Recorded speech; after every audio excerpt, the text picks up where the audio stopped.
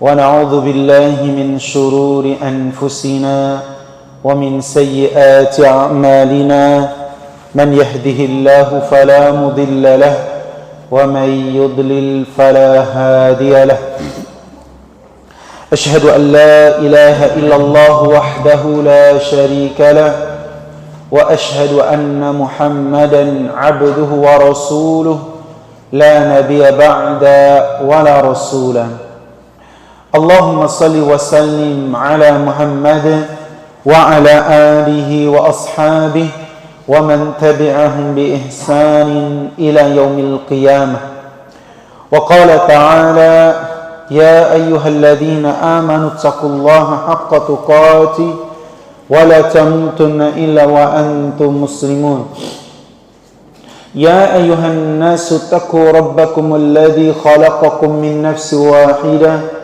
وخلق منها زوجها وبث منهما رجالا كثيرا ونساء واتقوا الله الذي تساءلون به والأرحام إن الله كان عليكم رقيبا يا أيها الذين آمنوا اتقوا الله وقولوا قولا سديدا يصلح لكم أعمالكم ويغفر لكم ذنوبكم ومن يطع الله ورسوله فقد فاز فوزا عظيما فإن أصدق الحديث كتاب الله وخير الهدى هدى محمد صلى الله عليه وسلم وشر الأمور محدثاتها فإن كل محدثة بدعة وكل بدعة ضلالة وكل ضلالة في النار.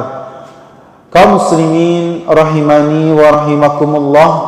Alhamdulillah, marilah kita senantiasa memanjatkan puji syukur kita kepada Allah Subhanahu wa taala yang mana di kesempatan di malam hari ini kembali Allah Subhanahu wa taala mempertemukan kita di majelis yang mulia ini.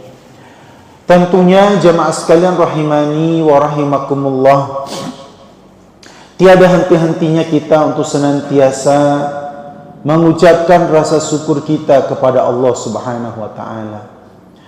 Karena Allah Subhanahu wa taala telah banyak memberikan kita kenikmatan.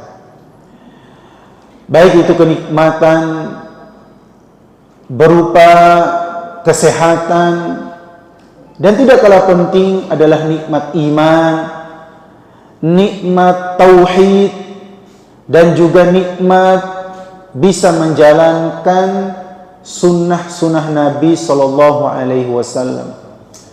Karena jamaah sekalian rahimani wa rahimakumullah, tidak semua dari manusia mendapatkan kesempatan untuk bisa beribadah dengan baik, atau tidak semua orang bisa istiqomah di atas sunnah Nabi SAW.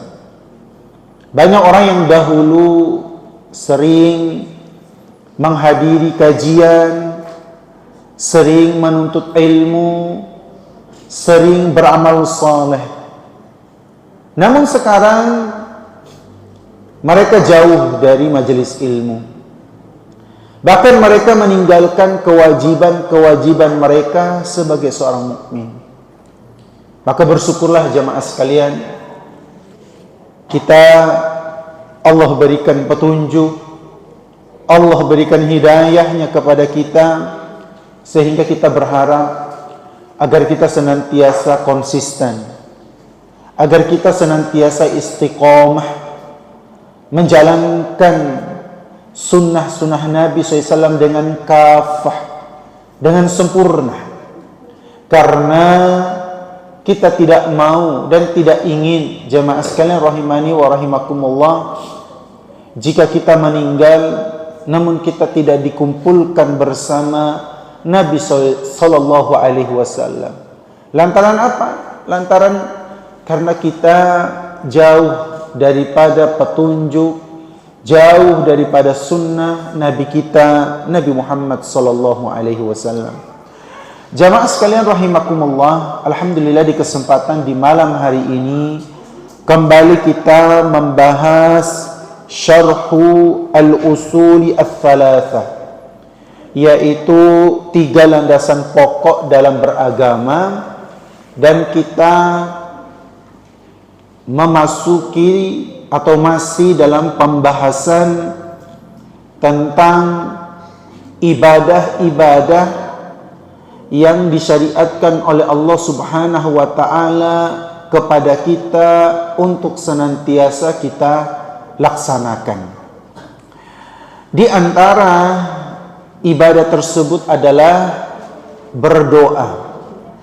Nah, berdoa ini jamaah sekalian rahimani wa rahimakumullah, banyak juga perintah untuk berdoa ini disalahgunakan oleh sebagian kaum muslimin, ya. Bahkan doa bisa menyebabkan mereka jatuh kepada kesyirikan kepada Allah Subhanahu wa taala. Di antara yang menunjukkan bahwasanya kenapa doa bisa jatuh kepada kesyirikan kepada Allah, karena kita tahu jamaah sekalian rahimani wa rahimakumullah, doa itu merupakan intisari dari penghambaan seorang hamba kepada Allah. Dan doa ini jamaah sekalian rahimani wa rahimakumullah adalah kondisi yang mana kondisi ini adalah kondisi yang sangat dicintai oleh Allah Subhanahu wa taala. Nah, makanya tidak layak dan tidak sepatutnya kondisi yang sangat dicintai oleh Allah Subhanahu wa taala ini dikotori, dikontaminasikan dengan bersamaan dia meminta dan berdoa kepada selain Allah. Nah, inilah titik poinnya. Kenapa doa itu bisa jatuh kepada kesyirikan? Karena bersamaan itu pula dia berdoa kepada selain Allah. Makanya jamaah sekalian rahimani wa rahimakumullah, Allah Subhanahu wa taala menyebutkan di dalam Al-Qur'an surat Ghafir ayat ke-60. Apa kata Allah Subhanahu wa taala? Sekaligus di dalam surat ini Allah secara tegas memerintahkan kepada kita untuk senantiasa hanya berdoa kepada Allah, hanya meminta kepada Allah, tidak kepada selain Allah, ya. Apalagi menduakan Allah, meminta kepada Allah bersamaan dia juga meminta kepada selain Allah, ya. Maka Allah katakan, wa qala rabbukum ud'uni astajib lakum innal ladzina yastakbiruna an ibadati sayadkhuluna jahannama dakhirin. Perhatikan jamaah sekalian di dalam surat Ghafir ayat ke-60 ini Allah Subhanahu wa taala memerintahkan kepada kita, dan Rabbmu berfirman, ya, wa qala rabbukum ud'uni, mintalah kalian kepadaku, berdoalah kalian kepadaku, niscaya akan aku perkenankan doa kalian. Artinya apa? Niscaya akan aku kabulkan doa kalian selama doa yang kalian panjatkan itu hanya kepadaku, hanya meminta kepadaku. Itu syaratnya jemaah sekalian. Allah tidak memerintahkan kita untuk berdoa kepada Allah bersamaan juga berdoa meminta kepada selain Allah, enggak. Makanya jemaah sekalian, di antara doa ketika seorang hamba ingin meminta kepada Allah dan mengharapkan doa itu diterima, maka jadikanlah satu-satunya Allah Subhanahu wa taala zat sebagai tempat untuk kita meminta, bukan kepada selain Allah. Maka jamaah sekalian rahimakumullah, tidak akan pernah Allah kabulkan doa siapapun yang meminta kepada selain Allah. Ini yang harus digarisbawahi oleh kita, ya. Tidak akan pernah Allah kabulkan doa orang-orang yang meminta kepada selain Allah. Ya, tidak akan pernah. Kenapa tidak akan pernah? Orang yang mereka mintai, ya, itu tidak mampu untuk mengabulkan doanya, nggak bisa. Bahkan mereka pun saat ini kita tidak tahu bagaimana kondisi mereka. Mereka pun juga tidak tahu bagaimana kondisi mereka nanti ketika dihisab oleh Allah Subhanahu wa taala. Maka itulah yang tidak dipikirkan oleh orang-orang ketika dia berdoa kepada selain Allah. Ya. Nah, kemudian kata Allah Subhanahu wa taala, "Innal ladzina yastakbiruna an ibadati." Dan sungguh orang-orang yang menyombongkan diri dari menyembahku, sayadkhuluna jahannama dakhirin, maka mereka akan masuk neraka jahanam dalam keadaan hina. Nah, artinya apa? Orang yang tidak berdoa kepada Allah, orang yang tidak berdoa kepada Allah, malahan dia berdoa kepada selain Allah, maka orang-orang seperti ini dikatakan oleh Allah termasuk orang-orang yang sombong. Dan bahkan jemaah sekalian rahimakumullah, tempat mereka inilah, ya, tempat mereka ini adalah di dalam neraka jahanam, dan mereka dimasukkan oleh Allah dalam keadaan hina.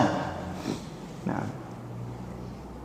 ini kaitan dengan bagaimana seseorang yang berdoa, yang meminta kepada selain Allah. Di dalam ayat ini juga perlu kita ketahui juga jamaah sekalian rahimakumullah, Allah Subhanahu wa taala menyebutkan bahwa orang yang enggan berdoa kepada Allah, tadi kita sebutkan termasuk orang-orang yang sombong, ya. Dan mereka akan dimasukkan ke dalam neraka jahanam dalam keadaan hina. Bayangkan jamaah sekalian. Ya. Di antara ancaman terbesar bagi orang-orang yang sombong, bagi orang-orang yang tidak berdoa, tidak meminta kepada Allah, maka mereka adalah orang yang akan dihinakan oleh Allah Subhanahu wa taala. Ya. Orang yang sudah Allah masukkan ke dalam neraka, dan tidak hanya sebatas dimasukkan ke dalam neraka, namun dimasukkan dalam keadaan hina. Ya. Kita bagaimana kondisi seseorang ketika dihina jamaah sekalian? Ya. Terhina dia jamaah sekalian. Makanya di sini di dalam sebuah hadis bahkan disebutkan oleh Nabi sallallahu alaihi wasallam, ketika seseorang yang tidak berdoa kepada Allah, justru dia berdoa kepada selain Allah, maka Allah murka kepadanya. Ya. Maka apa kata Nabi SAW? Man lam yas'alillah yaghdab alaih, atau ghadiballahu alaih. Apa kata Nabi SAW? Barang siapa yang tidak meminta kepada Allah, yang tidak memohon kepada Allah, yang tidak berdoa kepada Allah Subhanahu wa taala, yaghdab alaih au ghadiballahu alaih, maka Allah murka kepadanya, Allah marah kepadanya. Nah, makanya tadi awal kita menyebutkan bahwasanya doa itu adalah kondisi yang sangat dicintai oleh Allah Subhanahu wa taala, sangat disukai oleh Allah Subhanahu wa taala. Makanya jemaah sekalian rahimakumullah, kadangkala kita ini, ya, ketika menghadapi kesusahan, kesulitan dalam apapun, kadang kita lupa kepada Allah Subhanahu wa taala. Kadang kita lupa untuk berdoa, meminta kepada Allah. Ya. Malahan mereka bergantung kepada manusia, lupa kepada Allah. Ya. Misalnya saudara sakit. Nah, saudara sakit nih. Kemudian ya, ketika saudara sakit ini, dia meminta sangat kepada dokter, tolong dokter, sembuhkan, sembuhkan, sembuhkan, sembuhkan. Ya.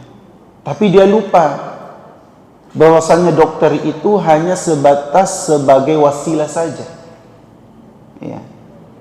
Mau sehebat apapun dokter, ya, di atas muka bumi ini ahli A, B, dan C, ahli jantung, ahli apakah? Ya, kalau Allah tidak berkehendak untuk menyembuhkan orang yang sakit tersebut, maka tidak akan bisa. Ya, tidak akan bisa. Nah, kadang-kadang di situ manusia bergantung kepada manusia, tidak bergantung kepada Allah. Ya, tidak meminta kepada Allah, tidak berdoa kepada Allah. Padahal Allah telah jelas memerintahkan kepada kita, wa qala rabbukum ud'uni astajib lakum. Rabb kalian berfirman, berdoalah, mintalah kalian kepada. Makanya sebenarnya subhanallah, kullu amri lil muslim, ya, setiap perkara, ya, seorang muslim itu ajib. Ya. Perkaranya baik, jemaah sekalian. Perkara bagi orang mukmin itu baik sebenarnya, jemaah sekalian. Tapi kadangkala kita tidak mau mengambil kesempatan yang baik tersebut. Contoh satu kasus, doa. Ya. Mun kita ini punya problem, punya masalah, punya apapun kesulitan, ya, maka banyaki doa sama Allah, minta petunjuk kepada Allah Subhanahu wa taala. Ya, tentunya harus kita sertai dengan usaha. Tidak juga kita hanya berdoa namun tidak ada usaha, tidak ada tawakal kita kepada Allah Subhanahu wa taala. Ini juga tidak dibenarkan. Ya. Dan ketika kita berdoa juga ingat, jangan sampai bersamaan itu pula kita meyakini ada zat yang juga bisa mengabulkan doanya. Nah, makanya doa yang seperti ini tidak akan pernah dikabulkan oleh Allah Subhanahu wa taala. Nah, makanya kita tentu membayangkan jamaah sekalian, bagaimana kiranya jika kondisi yang paling disukai oleh Allah Subhanahu wa taala, apa itu tadi? Kondisi yang paling dicintai, yang paling disukai oleh Allah, yaitu berdoa. Nah, coba perhatikan jemaah sekalian. Bayangkan kiranya jika kondisi yang paling dicintai, yang paling disukai oleh Allah Subhanahu wa taala, kita serahkan kepada selain Allah. Coba bayangkan jemaah sekalian. Ini doa ini ada sesuatu yang sangat disukai, sangat dicintai oleh Allah. Karena ini sangat disukai dan dicintai oleh Allah, makanya Allah perintahkan untuk kita berdoa dan meminta kepadanya. Lalu bagaimana jika kondisi ini malah diserahkan kepada selain Allah? Kayak apa? Ya. Bagaimana kondisi yang seperti itu? Maka jelaslah Allah Subhanahu wa taala sebagaimana dikatakan oleh Nabi, man lam yas'alillah ghadiballahu anhu. Siapa yang tidak berdoa kepada Allah, tidak meminta kepada Allah, maka Allah murka padanya, marah kepadanya. Ya. Apalagi dia meminta kepada selain Allah. Nah, tentu ini adalah sesuatu yang sama sekali, kalau bahasa kasarnya, enggak punya akhlak kepada Allah Subhanahu wa taala. Ya. Maka seseorang aneh, dia datang ke kuburan, ya. Mereka datang kepada wali-wali, lalu dia berdoa. Jemaah sekalian, meminta doa ke kuburan Nabi saja tidak boleh. Ya. Tidak boleh, apalagi kepada selain Nabi. Ya. Makanya di sana jemaah sekalian rahimakumullah, jika ada orang mau berziarah ke makam Nabi SAW dan dua sahabatnya Abu Bakar dan Umar, maka tidak ada yang boleh berlama-lama di sana. Mereka berjalan seraya mengucapkan salam kepada Nabi dan dua sahabatnya. Ya, di antara sunnah-sunnahnya kita yang menziarahi kuburan Nabi di Madinah dan dua sahabatnya Abu Bakar dan Umar. Namun kita memberikan salam kepada mereka, tidak berlama-lama, apalagi berdoa minta kepada Nabi dan dua sahabatnya, itu nggak boleh. Ya. Apalagi kepada selain beliau, lebih terlarang lagi. Siapa yang kalau seandainya kita diperbolehkan, maka yang layak dan patut itu Nabi. Ya kan, kalau seandainya diperbolehkan. Ya. Karena Nabi adalah manusia yang Allah Subhanahu wa taala banyak memujinya di dalam Al-Qur'an. Bahkan beliau yang akan pertama kali membuka pintu surga itu. Itu layak. Lalu bagaimana selain Nabi? Ya. Maka lebih tidak layak lagi untuk meminta, berdoa dan bertawasul kepadanya. Tentu semua ini jamaah sekalian rahimani wa rahimakumullah, ya, tidak lain dan tidak bukan karena jauhnya dari ilmu. Makanya jamaah sekalian rahimakumullah, di sini ulun benar-benar mewasiatkan, terutama untuk ulun pribadi lah. Ya. Jamaah sekalian rahimakumullah, jangan berputus-putus dari tolabul ilmi. Jangankan pian ulun saja tetap belajar. Karena memang ilmu Allah itu sangat luas jamaah sekalian rahimakumullah. Jangan sampai kita jauh dari ilmu. Karena ilmu itulah yang akan menerangi kita jamaah sekalian. Yang akan mengarahkan kita mana jalan yang benar, mana jalan yang salah. Lihat jemaah sekalian, orang-orang yang berdoa, orang-orang yang meminta kepada selain Allah, itu jauh dari ilmu jemaah sekalian. Nah, mereka menganggap annahum yuhsinuna sun'a. Ya. Mereka menganggap bahwasanya perbuatan yang mereka lakukan itu adalah perbuatan yang baik. Namun di sisi Allah enggak. Kenapa? Karena bertentangan. Ya, karena tidak sesuai, ya, jauh dari petunjuk Allah dan Rasulnya. Ya. Mereka mengira ketika berdoa kepada selain Allah, mereka menggunakan akal mereka jemaah sekalian. Masa iya sih, masa kepada Allah kita langsung minta? Ya, ya haruslah melalui wasilah ini. Enggak, tidak. Ini bukan seperti pejabat. Pejabat kan sampai berapa lapis? Ya, ulun aja dulu ngurus perizinan, ini tuh harus melalui ini, itu, AB. Belum lagi hal-hal yang dipersulit lainnya, agar bisa ketemu dengan pucuk pimpinan. Ya, itu pun ditunggu dan lain sebagainya. Nah, bukan seperti Allah sendiri yang memerintahkan kepada kita langsung doa minta sama Allah. Enggak ada yang menjadi sarana, enggak ada. Ya. Apalagi doa kita dititipkan kepada fulan bin fulan, wali dengan ini, kemudian nanti wali ini, fulan ini yang akan menghantarkan doa. Enggak ada seperti itu. Ya, tidak ada jemaah sekalian rahimakumullah. Ya, Allah secara tegas perintahkan secara langsung kepada kita untuk berdoa minta kepada Allah Subhanahu wa taala. Kenapa? Karena doa ini adalah perkara yang sangat dicintai dan disukai oleh Allah Subhanahu wa taala. Ya. Nah, kemudian jemaah sekalian rahimani wa rahimakumullah, ya, jadi berdoa meminta kepada selain Allah itu merupakan kesyirikan yang besar, ya. Makanya Allah Subhanahu wa taala katakan di dalam Al-Qur'an surah Al-Ahqaf, ya, surah Al-Ahqaf ayat kelima, wa man adallu mimman yad'u min dunillahi man la yastajibu lahu ila yaumil qiyamah wa hum an du'aihim ghafilun. Apa kata Allah Subhanahu wa taala? Dan siapakah yang lebih sesat daripada orang yang menyembah? Artinya apa? Orang yang berdoa.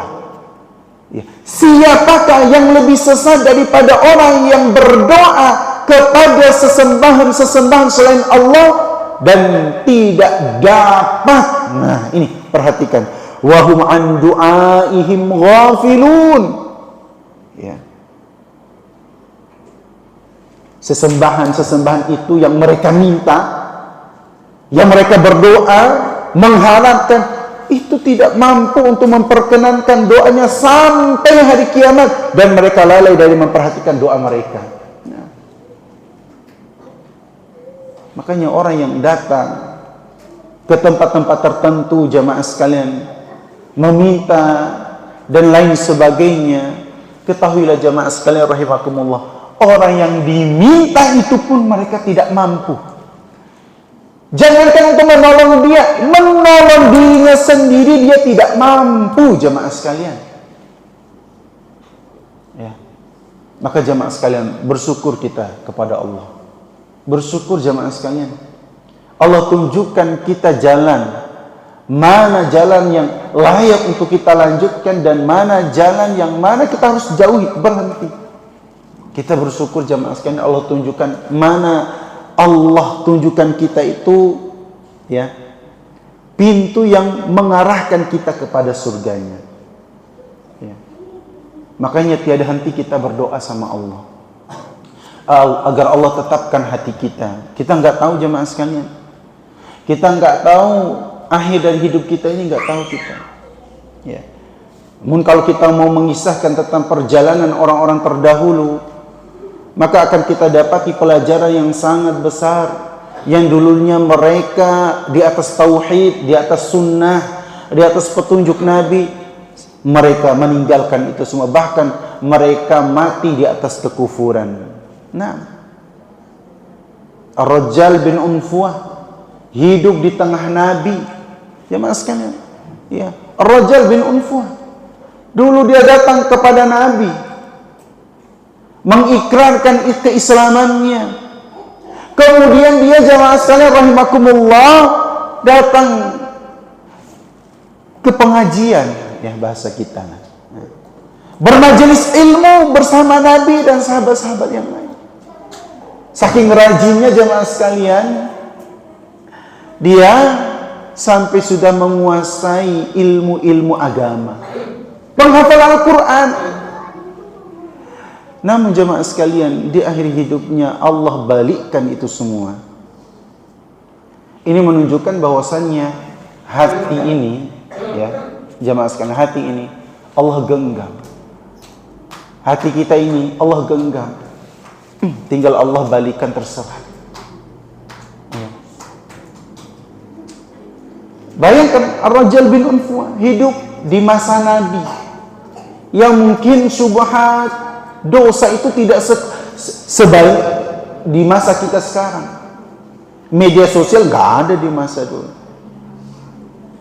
Dan dia hadir di majelis Nabi. Hadir di majelis Nabi jemaah sekalian. Belajar sampai mengetahui hukum-hukum di dalam Islam. Makanya ketika sahabat Abu Bakar As-Siddiq diangkat sebagai khalifah, maka apa yang dilakukan oleh Abu Bakar, karena dia tahu bahwasanya Ar-Rajjal bin Unfuah ini ada orang yang punya pemahaman ilmu agama yang baik, ya, penghafal Al-Quran, dan dipuji oleh sahabat tentang ketekunan dia dalam beribadah. Dia diutus untuk memerangi Musailamah Al-Kadzab. Nah, inilah awal mula dia, ya, Allah balikkan hati. Nah, maknanya apa jemaah sekalian rahimakumullah? Orang yang hidup di masa Nabi saja rajin, bahkan langsung belajar kepada orang yang berilmu, ya, Nabi SAW, itu pun masih saja Allah balikkan hatinya. Apalagi sekedar kita yang jauh dari masa Nabi, masa para sahabat, ya, nggak tahu kita. Maka banyaki doa jemaah sekalian. Minta doa sama Allah, ya. Jangan kita mengikuti arus jemaah sekalian. Kita tanamkan anak-anak kita tauhid, cinta kepada sunnah Nabi, ya. Kita ajarkan mulai dari sekarang mereka, ya, secara zahirnya dulu seperti apa, ya, bagaimana cara berpakaian, bagaimana cara berpenampilan yang benar, ya, sehingga kita benar-benar meneladani Nabi kita, Nabi Muhammad SAW dan para sahabat. Nah, karena kita berharap, ya, ketika kita meneladani Nabi dan para sahabat, kita berharap agar kita bisa berkumpul dengan mereka, ya, berkumpul dengan orang-orang saleh, para siddiqin, para syuhada. Dan itu hanya bisa diraih bagi orang-orang yang meneladani akhlak mereka, perbuatan mereka, ya. Jangan kita ikuti keteladanan orang-orang kafir, enggak, ya. Jangan, enggak ada faidahnya mengikuti mereka, ya. Maka di sini jemaah sekalian rahimakumullah, maka sungguh sangat merugi orang-orang yang berdoa meminta kepada selain Allah. Kenapa? Karena yang dimintai pun mereka tidak mampu untuk menolong diri mereka sendiri. Nah, kemudian jemaah sekalian rahimani wa rahimakumullah, bila seseorang, ya, bukti seseorang yang merupakan hamba Allah adalah dengan dia berdoa. Ya. Kita jemaah sekalian, subhanallah, telah diajarkan oleh Nabi SAW tentang waktu-waktu yang mustajab. Kadang-kala kita tidak mau mengambil kesempatan itu. Ya. Banyak waktu-waktu mustajab bagi kita untuk berdoa, minta sama Allah. Ya. Ketika turun hujan, kita berdoa sama Allah. Kemudian antara adzan dan iqamah kita doa sama Allah. Kemudian selanjutnya di waktu-waktu malam, sepertiga malam kita berdoa sama Allah. Kemudian ketika di saat kita safar juga pun demikian. Di saat kita berpuasa pun demikian. Itu adalah waktu-waktu yang mustajab gasan kita untuk berdoa minta sama Allah Subhanahu wa taala. Makanya bukti seorang, ya, yang merupakan hamba Allah adalah dengan dia berdoa dan mengakui keagungan Tuhan, mengakui keagungan Allah Subhanahu wa taala di mana tanpa dia memohon, di mana tanpa dia meminta. Ini menunjukkan bagaimana kita membutuhkan Allah. Kita ini jemaah sekalian nggak ada apa-apanya. Bahkan sekulit kita ini, ya, nggak ada apa-apanya jemaah sekalian rahimakumullah. Ya. Kalau bukan semua itu atas pertolongan Allah Subhanahu wa taala, makanya apa yang mau disombongkan? Nggak ada. Karena semua kita ini adalah milik Allah. Dan kapanpun Allah ambil, akan Allah ambil. Maka tidak ada yang bisa dibanggakan, tidak ada yang bisa disombongkan. Nah, ya. Kemudian jamaah sekalian rahimani wa rahimakumullah, selanjutnya setelah berdoa, ibadah yang diperintahkan oleh Allah Subhanahu wa taala untuk kita senantiasa melaksanakannya, yang kedua adalah al-khauf, ya, yaitu ibadah yang Allah perintahkan kepada kita adalah al-khauf. Al-khauf itu adalah takut. Takut kepada Allah Subhanahu wa taala yang disertai dengan mengagungkan Allah. Naam. Jadi jemaah sekalian rahimani wa rahimakumullah, kita pun diperintahkan untuk takut kepada Allah yang disertai dengan mengagungkan Allah Subhanahu wa taala. Makanya Syekh Muhammad bin Abdul Wahhab rahimahullah beliau menyebutkan di dalam sebuah dalil yang mana diperintahkan agar kita senantiasa takut kepada Allah. Makanya kalau ada di dalam jiwa kita takut kepada Allah, niscaya kita tidak akan berani untuk berbuat dosa dan maksiat. Nah, mengapa kita menemukan banyak orang yang meninggalkan sholat, meninggalkan puasa, berbuat dosa, berbuat maksiat, melakukan larangan-larangan Allah? Ya. Tahu alasannya jemaah? Sebabnya karena tidak ada rasa takut kepada Allah. Makanya kalau kita, ya, menginginkan agar kita terhindar dari perbuatan dosa dan maksiat, ingat, takutlah kepada Allah dan takutlah kepada siksaan Allah Subhanahu wa taala. Tubuh kita ini jemaah sekalian kada kawa menahan siksa api neraka. Ya. Kada kawa. Enggak usah api neraka. Api di dunia ini yang bagian terkecil yang diambil dari neraka itu bisa melumpuhkan, melelehkan daging kita ini. Ada yang mau coba? Coba gitu.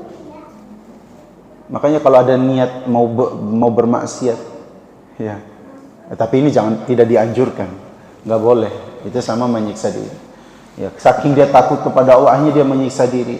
Dia mau berbuat dosa maksiat, akhirnya dia membakarkan tangannya. Inilah itu tidak dibenarkan juga. Tujuannya sih baik, iya kan?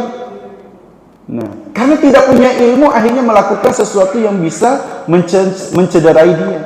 Nah, inilah amal yang bersemangat namun tidak disertai dengan ilmu. Itu juga kada boleh. Sama ketika seseorang ingin menghindari perbuatan zina, ya, supaya dia terhindar dari perbuatan zina, maka apalagi misalnya ada yang memikatnya. Nah, ada seseorang yang memikatnya, takut dia melakukan zina kepada orang tersebut, wanita tersebut, maka dia pun membunuh wanita tersebut. Kayak apa itu? Ada jemaah sekalian kisahnya. Iya, ada kisahnya. Ada seorang ahli ibadah jemaah sekalian, karena dia takut berzina terhadap wanita tersebut, maka dia bunuh wanita itu. Nah, kayak apa? Menghindari perbuatan maksiat tetapi melakukan maksiat yang lebih besar lagi, membunuh. Kira-kira apa jemaah sekalian? Kenapa itu bisa terjadi? Kenapa bisa terjadi itu? Enggak ada ilmu, enggak tahu ilmunya. Ya, maka kita jemaah sekalian, ya sekali lagi, ini wasiat untuk ulun pribadi, belajar kata kuncinya. Sungguh-sungguh belajar. Ya, enggak usah malas kita dalam belajar. Belajar itu sampai ya tubuh kita berada di liang lahat baru berhenti. Nah, sekarang ke posisi kita belum ada di liang lahat kan, tapi nggak tahu.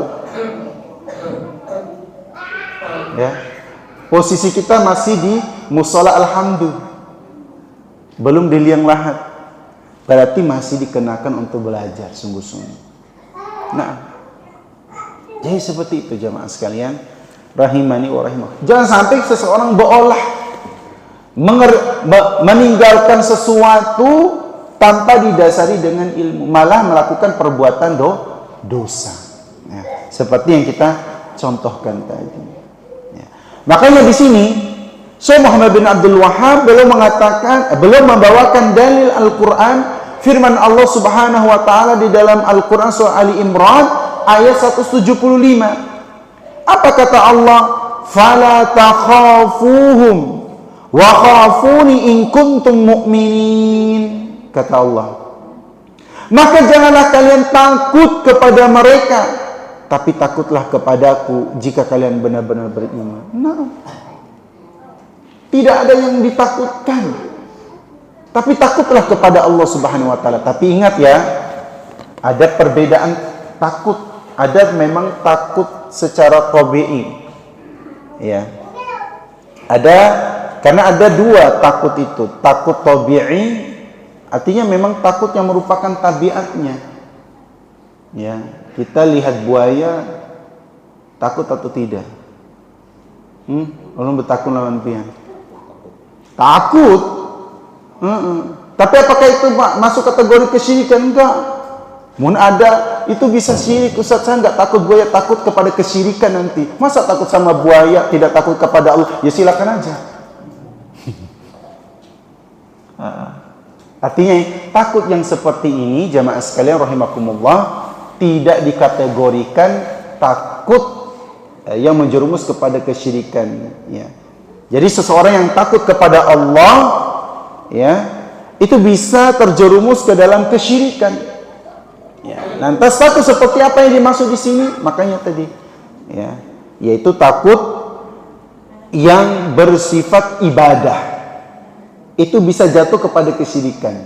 Kalau tadi takut tabi'i yang kita contohkan itu takut yang memang sudah Allah berikan naluri kepada kita. Takut kepada hewan buas, kepada ular misalnya. Sama termasuk takut kepada manusia yang kira-kira kita tidak mampu melawannya. Iya. Ada orang ganal tubuhnya. Ada yang kecil, yang kecil ini tahu diri juga lah. Kira apa? Mampulah melawan orang yang awaknya besar, ganal. Dia tahu diri. Takut nggak dia? Ya takut, nggak masalah. Tapi itu bukan takut yang sampai jatuh kepada kesyirikan. Nah, itu takut secara naluri. Nah, ini tidak masalah jemaah sekalian rahimani wa rahimakumullah. Ya, asalkan takut yang seperti ini ya tidak melanggar syariat. Makanya Allah Subhanahu wa taala pernah memberikan contoh ketika Nabi Musa alaihissalam beliau meninggalkan Mesir demi menjauhi siksa daripada Fir'aun.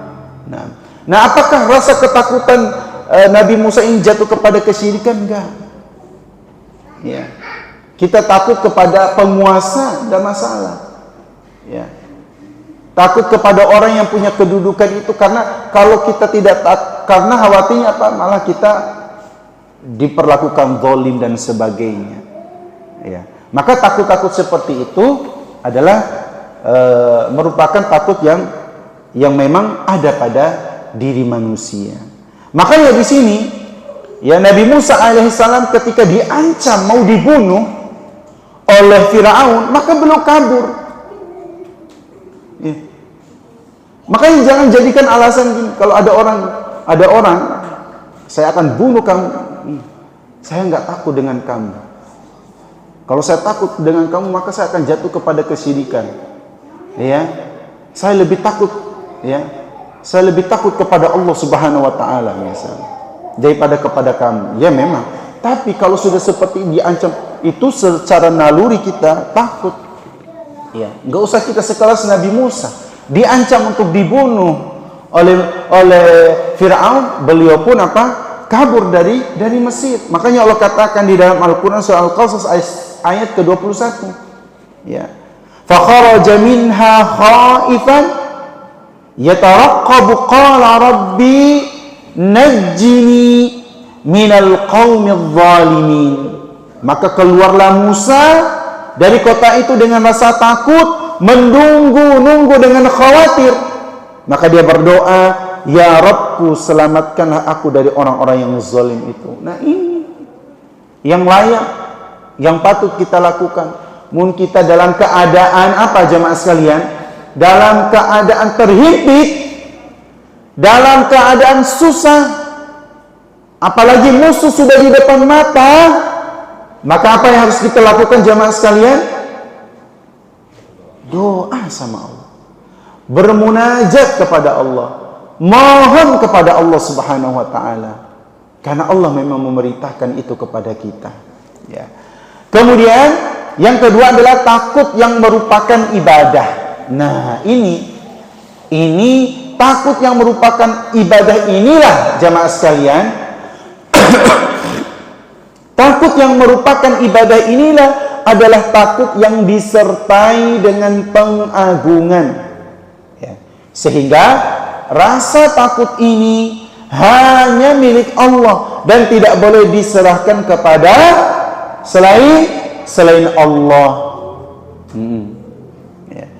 Makanya jamaah sekalian rahimakumullah, di antara jenis takut yang syirik adalah al-khawfu as-sirriyu.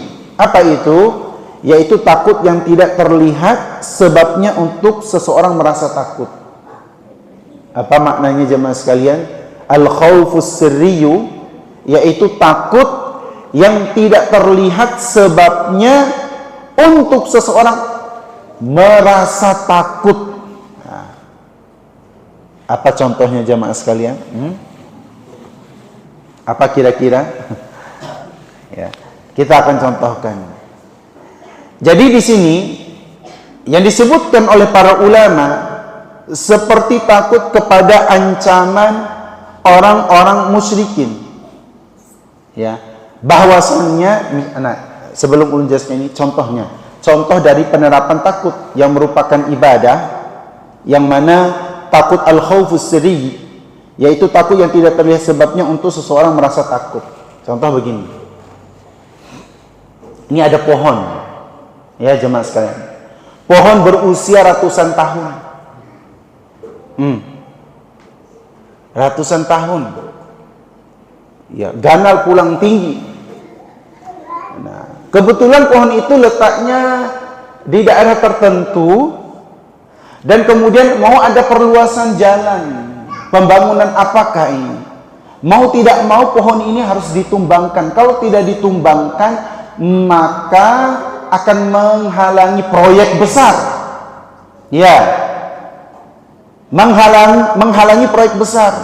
Tetapi jemaah sekalian, ada keyakinan bahwasanya pohon ini kan lama, lawas pula. Dan kalau mau memotong kita harus meminta izin dulu.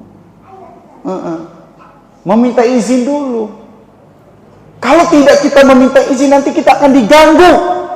Proyek tidak akan berjalan. Nah, ini yang kada boleh. Ya, inilah takut dalam beribadah yang jatuh kepada kesyirikan. Dia meyakini ada kekuatan. Ya, apa arti sebuah pohon? Kalau mau motong, ya motong saja. Tapi kejadiannya Ustaz, sering terjadi ketika ada orang yang memotong pohon, itu sering kesurupan. Itu akal-akalan setan. Nah, akalan setan jemaah sekalian. Untuk meragukan tauhid itu. Nah, ini harus ini nih jemaah sekalian. Ini masih ada di tengah-tengah masyarakat. Iya. Sama juga demikian.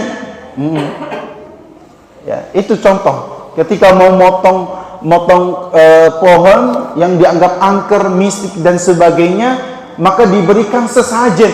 Lihat pintar iblis tuh. Ya.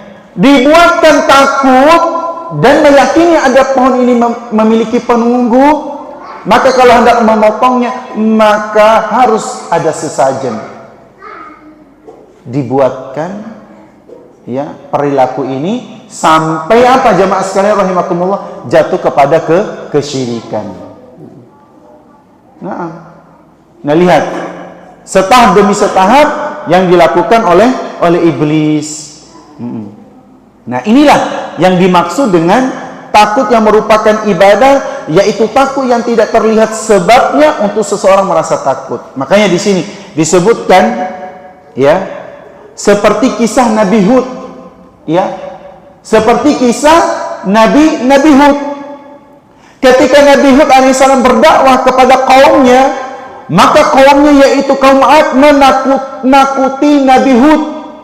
Mereka berkata, Allah abadikan, ya, inna qulu illa taraka ba'du alihatina bisu'in qala inni ushhidullah washhadu anni bari'um mimma tusyrikun. Kata Allah Subhanahu wa taala seraya mengisahkan tentang kaum Ad yang menakut-nakuti Nabi Hud alaihissalam. Apa kata Allah? Kami tidak mengatakan, melainkan bahwa sebagian sesembahan kami telah menimpakan penyakit gila atas dirimu. Artinya, mun buat apa-apa ya, wani ikanlah ancaman kaum Ad kepada Nabi Hud. Mun wani terhadap sesembahan kami, maka sesembahan kami itu akan menimpakan kepada penyakit gila. Diancam Nabi Hud untuk ditakut-takuti. Jika berani melakukan itu terhadap sesembahan mereka, maka sesembahan mereka ini akan menimpakan penyakit. Lalu apa ujar Nabi Hud? Ya. Qala inni ushhidullah washhadu anni bari'um mimma tusyrikun. Maka Nabi Hud menjawab, sesungguhnya aku bersaksi kepada Allah dan saksikanlah, ya, dan saksikanlah olehmu, ya, dan saksikan olehmu sekalian bahwa sesungguhnya aku berlepas diri dari apa yang kamu sekutukan. Artinya apa? Jika sekiranya Nabi Hud alaihissalam takut dengan ancaman kaumnya tersebut sehingga tidak lagi berdakwah, maka itulah yang dinamakan takut, ya, kesyirikan. Maka jemaah sekalian rahimakumullah, termasuk di antara contoh ya takut kesyirikan yang lainnya adalah ungkapan seseorang, kalau tidak diberikan sesajen ini nanti kita malah diganggu nanti. Ya, pokoknya kita izinlah Termasuk kalau mau ke laut, ya, supaya tidak diganggu di lautan sama penjaga laut ini, maka kita harus berikan sesajen. Maka dengan itu kita tidak diganggu, tidak dihalangi ikannya. Ya. Nah, ini kan kepercayaan, ketakutan yang tidak dibenarkan. Karena masalah rizki sudah Allah atur. Makanya tidak ada kekuatan-kekuatan di muka bumi ini kecuali hanya, ya, Allah Subhanahu wa Ta'ala. Maka tidak ada yang memiliki andil terhadap alam jagat raya ini, seperti penunggu laut, penunggu gunung, ini itu. Nggak ada, jemaah sekalian. Tolong, harus kita yakin, nggak ada itu semua. Lah, semuanya itu adalah hak Allah. Semuanya itu adalah hak milik Allah, terserah Allah, Allah yang mengaturnya. Jadi nggak ada yang punya laut selatan ini, kutub utara, kutub selatan, bla bla bla, nggak ada. Nggak ada. Ya. Tidak ada itu semua dan tidak dibenarkan.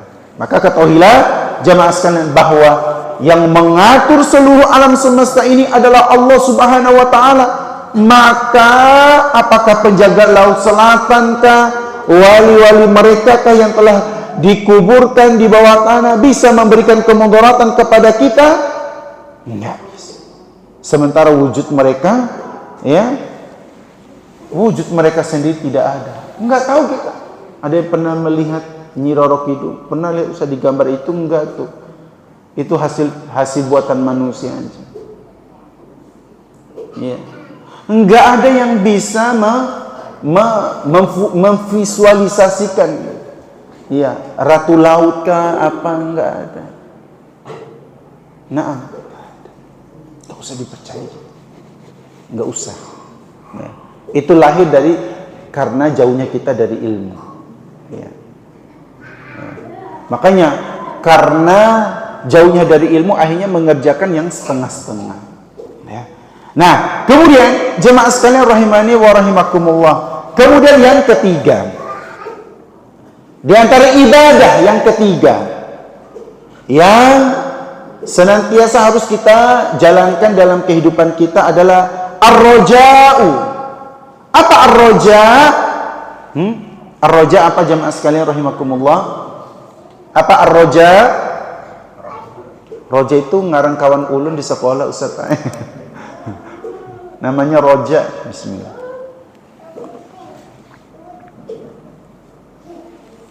Roja anak Pak RT yang ngalih di Pandiri. Nah itu roja Ustaz. Iya, bujur ay. Tapi apa maknanya roja? Roja itu berharap. Ya, ar-roja. Ar-roja artinya berharap. Ya. Maka Syekh Muhammad bin Abdul Wahhab menyebutkan dalil tentang ar-roja ini. Allah Subhanahu wa Ta'ala katakan di dalam Al-Quran surah Al-Kahfi ayat 110. Apa kata Allah? Faman kana yarju liqa'a rabbih falya'mal 'amalan salihan wala yusyrik bi'ibadati rabbih ahada. Kata Allah, maka barang siapa yang mengharap pertemuan dengan Rabb-nya, maka hendaklah dia mengerjakan kebaikan dan janganlah dia mempersekutukan Allah dengan sesuatu apapun dalam beribadah kepada Rabb-nya. Ya, artinya apa? Siapa saja di antara kita yang ingin berjumpa dengan Allah, ada yang siap mau berjumpa dengan Allah? Hah? Ada yang siap? Belum. Ada yang siap berjumpa dengan Allah? Iya Ustaz, kita semua sebenarnya siap, cuma sekarang belum. Ya harus siap jemaah sekalian. Iya, siap tidak siap, suka tidak suka, kita harus berjumpa dengan Allah. Ya, cuma wahyu ini belum bisa. Kenapa? Kenapa belum siap? Nah, itulah menunjukkan bagaimana kita ini masih banyak kekurangan. Masih banyak harus diperbaiki. Nah, tapi anehnya kita belum siap berjumpa dengan Allah, tapi kita belum siap-siap untuk berjumpa dengan Allah. Paham tidak maknanya kalimat ulun ini? Iya. Padahal kita pasti akan menjumpai Allah. Iya, kalau masuk surga. Ya. Iya. Ya ikhwah jamaah sekalian, kita hanya berjumpa dengan Allah itu ketika di surga. Puncak dari kenikmatan yang Allah berikan kepada hambanya itu ketika melihat wajah Allah. Jangan saya pengen masuk neraka. Mau masuk neraka nggak bisa lihat Allah. Iya. Maka jamaah sekalian rahimani wa rahimakumullah, kita berharap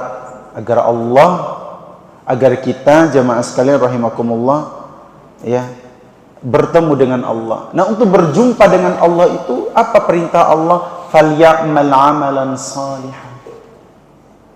Mengerjakan amal soleh, mengerjakan amal kebajikan jemaah. Ya. Ulun betakun lawan pian. Mengerjakan amal soleh mudah atau tidak? Mengerjakan amal soleh mudah atau tidak? Hah? Mudah atau tidak? Hah? Mun mudah hibak nih musola alhamdulillah.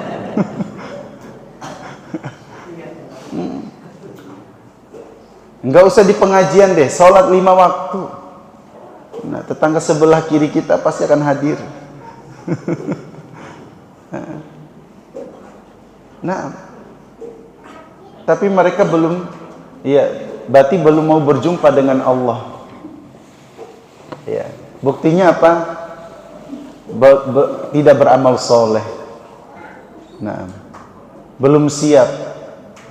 Ya, karena memang kita tahu banyak kekurangan kita jemaah sekalian. Tapi kita berharap mau berjumpa dengan Allah, maka isilah amal soleh, bekal kita jemaah sekalian. Nah, karena tidak ada yang bisa menyelamatkan kita kecuali perbuatan kita sendiri.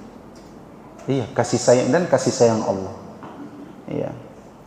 Memang masuk surga itu jamaah sekalian. Masuk surga itu bukan karena amal kita. Iya. Bukan karena amal kita, tapi memang kasih sayang Allah. Rahmatnya Allah kepada kita. Oh gitu, gak usah, berarti kada usah beramal soleh. Enggak juga gitu. Untuk mendapatkan rahmat Allah itu ya dengan beramal soleh. Nah, ya, nyaman benar. Ada istilah sesat lagi menyesatkan. Iya, muda foya-foya, tua masuk surga. Muda foya-foya, muda menikmati masa mudanya. Pokoknya foya-foya dah. Tapi tua masuk surga, mati masuk surga gitu. Nyaman benar dipandi. Nyaman benar. Ini kata yang sangat menyesatkan. Ya. Sesat lagi menyesatkan. Ya. Makanya jemaah sekalian, beramal soleh itu banyak ujian dan rintangan. Iya. Pian hadir di majelis ilmu ini juga itu sedang diuji. Iya, sedang diuji. Pian ada begawi di rumah itu masih ada gawian. Ya, kayaknya dulu gin Sabtu depan. Wah, ini banyak gawian di rumah. Oh iya, Sabtu depan kan ada juga. Ya. Pertanyaannya, kira-kira sampai nggak di Sabtu depan? Ya. Entah kita yang tidak ada atau ustaz yang tidak hadir. Nah, kita yang tidak ada artinya sudah dipanggil oleh Allah gitu. Ya. Makanya jemaah sekalian, selama masih ada kesempatan kita untuk beramal soleh, ambillah kesempatan itu beramal soleh. Ya. Karena kita berharap berjumpa dengan Allah itu dengan kita membawa amal kebaikan. Naam. Meskipun sekali lagi kita masuk surga itu karena rahmat Allah. Mau dengan amal soleh enggak cukup, enggak bisa. Mana ada karena amal soleh kita yang belum tentu juga amal yang kita lakukan ini apakah diterima atau tidak. Enggak tahu kita. Enggak tahu kita amalan yang mana yang diterima. Maka sampai ada sahabat tabi'in mengatakan, kalau seandainya satu salatku itu diterima dari puluhan dari berapa istilahnya sudah berapa usia beliau menjalankan sholat, mengerjakan sholat. Kalau seandainya dalam satu hari itu beliau diterima sholatnya, maka itu yang dia harapkan. Ya. Makanya jangan putus asa jemaah sekalian. Memang beramal soleh itu banyak rintangan, ujian. Nah, tapi itu harus kita lawan jemaah sekalian. Harus kita lawan sekuat-kuatnya. Karena keindahan itu akan kita raih ke depannya nanti. Buah dari yang kita tanamkan di atas muka bumi ini. Ya. Maka ar-roja berharap adalah kita berharap berjumpa dengan Allah Subhanahu wa taala. Siapapun yang mengharap berjumpa dengan Allah, maka hendaknya dia mengerjakan kebaikan dan jangan mempersekutukan Allah dengan sesuatu apapun. Jadi apa jemaah sekalian? Kalau kita mau berjumpa dengan Allah, beramal solehlah. Ya, karena apa? Jemaah sekalian rahimakumullah. Karena Allah tidak akan berjumpa dengan orang yang melakukan kesyirikan. Ya. Menyekutukan Allah dalam beribadah. Makanya kata yarju ya, dalam ayat ini adalah bagaimana dia bertemu, berharap berjumpa dengan Allah di surga. Ya Allah, mudahkan kita semua dimasukkan ke dalam surga. Iya jemaah. Yang mana jemaah sekalian, yang sebagian ulama menafsirkan dengan kenikmatan melihat wajah Allah. Karena itu adalah puncak dari segala kenikmatan. Maka di dalam ayat inilah Allah Subhanahu wa taala menegaskan bahwa barang siapa yang ingin berjumpa dengan Allah di surga, maka hendaknya dia beramal soleh dan tidak berbuat syirik kepada Allah sama sekali. Nah. Ya. Kemudian jemaah sekalian rahimani wa rahimakumullah, yang keempat, yang keempat di antara ibadah yang bisa kita amalkan dalam kehidupan kita sehari-hari, dan ibadah-ibadah yang kita sebutkan tadi, yang pertama apa tadi? Berdoa kan? Yang kedua apa? Al-khawf, takut. Yang ketiga apa? Ar-roja, berharap. Dan yang sekarang yang keempat, tawakal. Jemaah sekalian, ibadah-ibadah yang baru yang kita lewatkan ini, itu jemaah sekalian rahimakumullah, banyak terjatuh ke dalam kesyirikan. Ya. Bisa menyebabkan seseorang jatuh kepada kesyirikan. Berdoa, dari sisi mana dia terjatuh ke dalam kesyirikan? Berdoa, dari mana, sisi mana dia jatuh ke dalam kesyirikan? Adalah dia meminta berdoa kepada selain Allah. Kemudian al-khawf tadi, dari sisi mana dia takut kepada dia dikategorikan takut yang mengandung kesyirikan kepada Allah Subhanahu wa taala?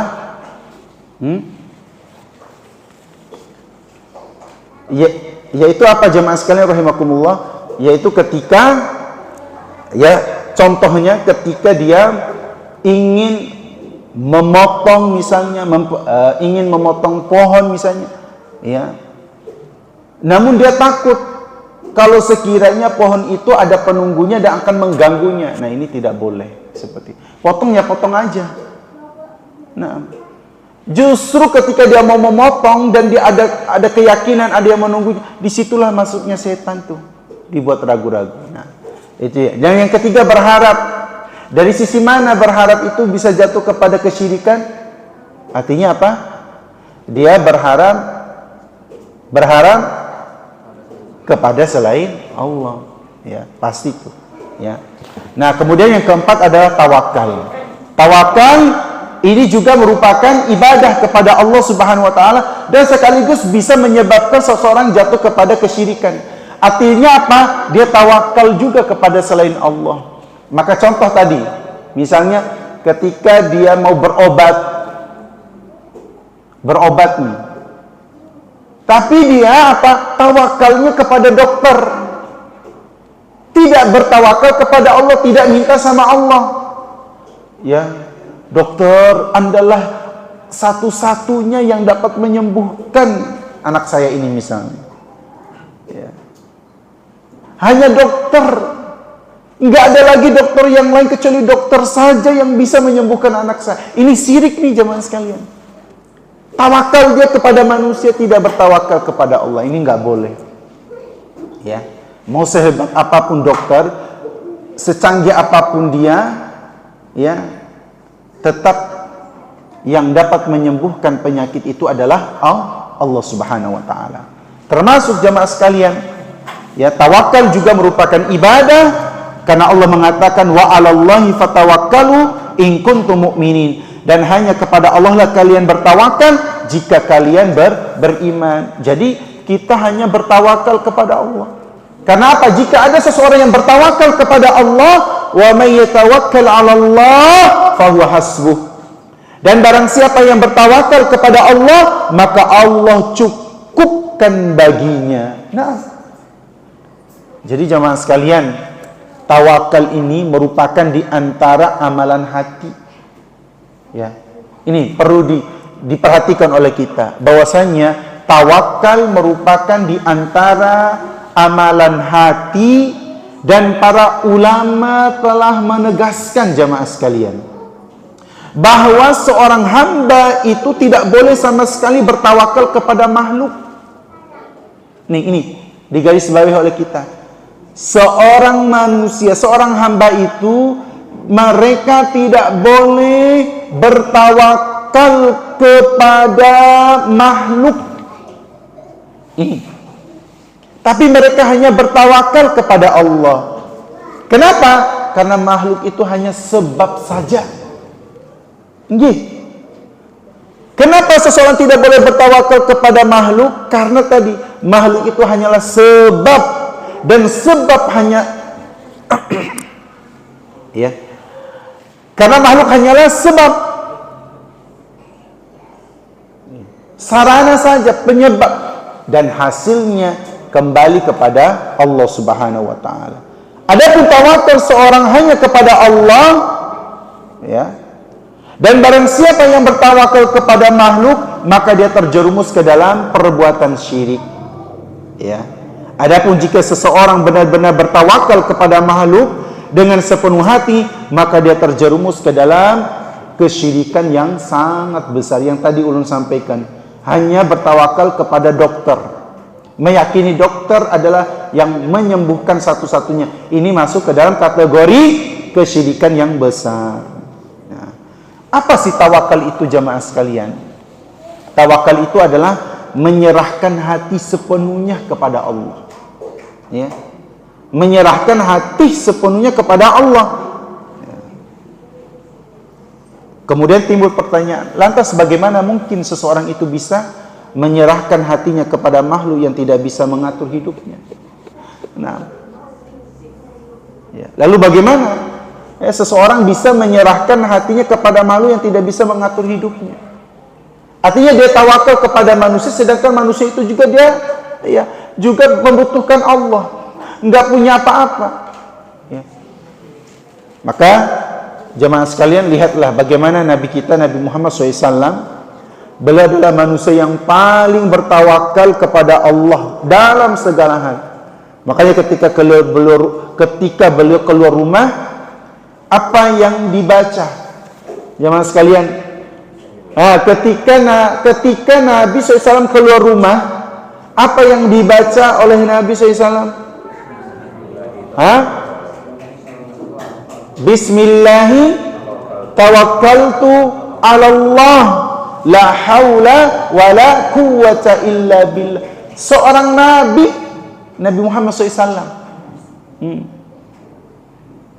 Beliau tetap bertawakal kepada Allah. Karena kita tidak tahu jamaah sekalian. Makanya doa ini jangan sampai dilupakan. Ya, jamaah sekalian, jangan sampai kita lupakan doa ini. Ketika kita keluar rumah, inilah yang kita baca. Bismillah tawakkaltu 'ala Allah, la haula wala quwata illa billah. Dengan menyebut nama Allah, aku bertawakal kepada Allah dan tidak ada daya dan upaya kecuali seizin Allah. Ya, karena kita tidak tahu apa yang terjadi di jalanan. Pas kita hendak pulang ke rumah, ke tempat kerja mungkin, ke tempat ini kah, nggak tahu kita. Makanya di sini menunjukkan bagaimana sandarnya hati kita kepada Allah Subhanahu wa taala. Maka setelah itu pun, ya, beliau pun bertawakal kepada Allah seraya beliau berdoa, alhamdulillahilladzi at'amani hadza wa razaqanihi min ghairi haulin minni wala quwwah. Ini doa apa ini? Ada yang tahu? Alhamdulillahilladzi at'amani hadza wa razaqanihi min ghairi haulin minni wala quwwah. Doa apa ini? Santri? Hah? Doa setelah makan. Naam. Jadi kalau kita setelah makan, jemaah sekalian baca ini. Alhamdulillahilladzi at'amani hadza wa razaqanihi min ghairi haulin minni wala quwwah. Ya. Wah, Ustaz, ulun kada hafal Ustaz ya. Alhamdulillah aja ulun. Kada apa-apa. Iya.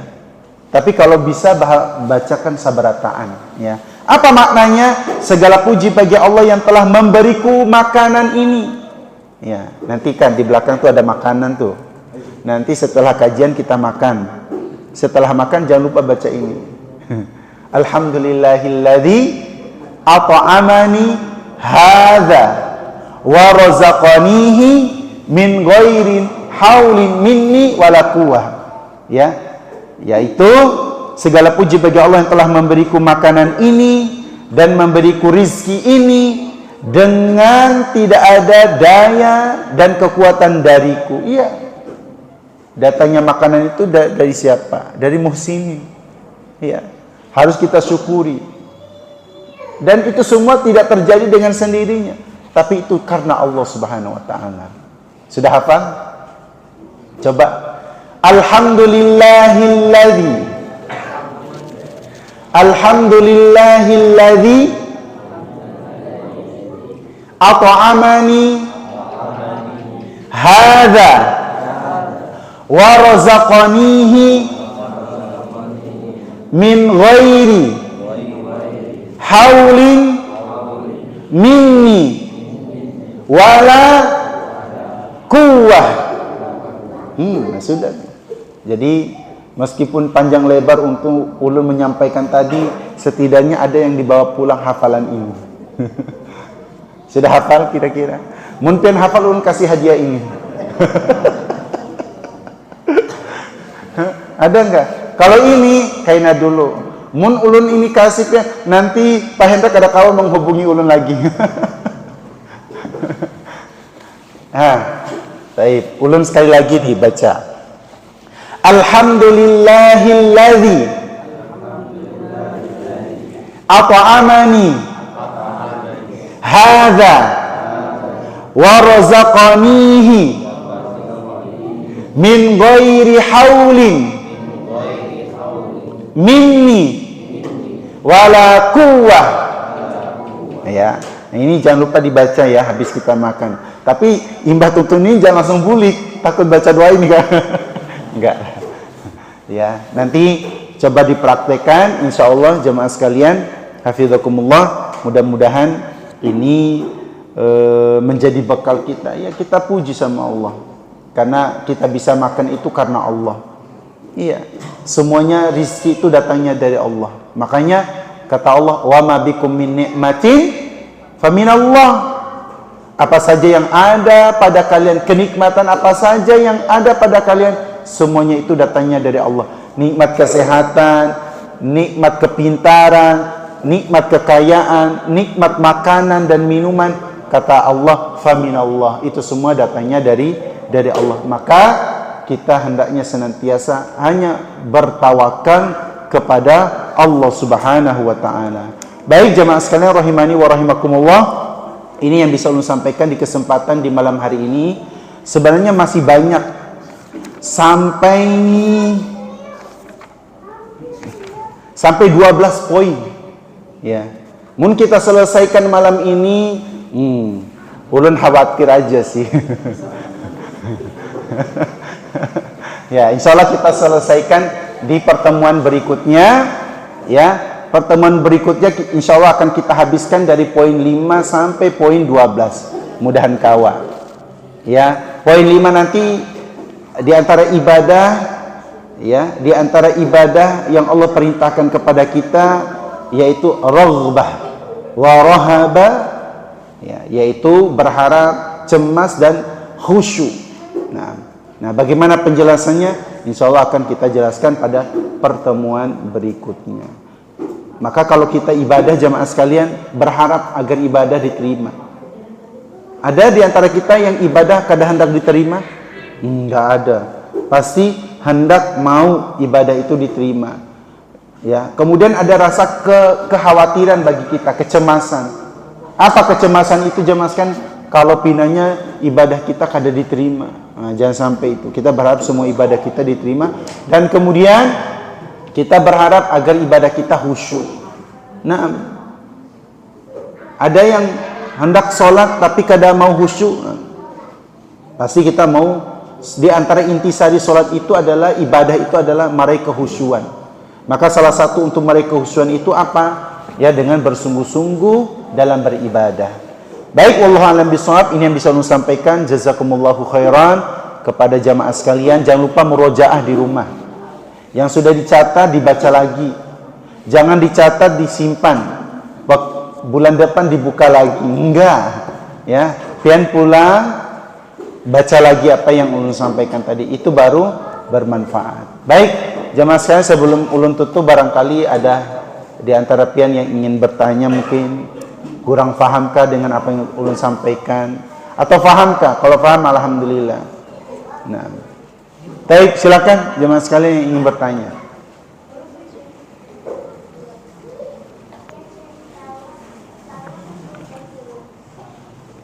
Tidak ada? Nah, alhamdulillah, berarti faham jemaah sekalian. Atau hendak buru-buru buli kayo?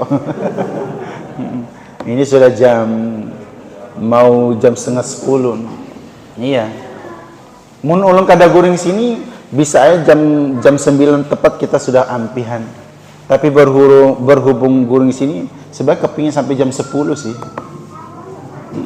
Bahkan sampai jam 11. Yang ada kada masuk.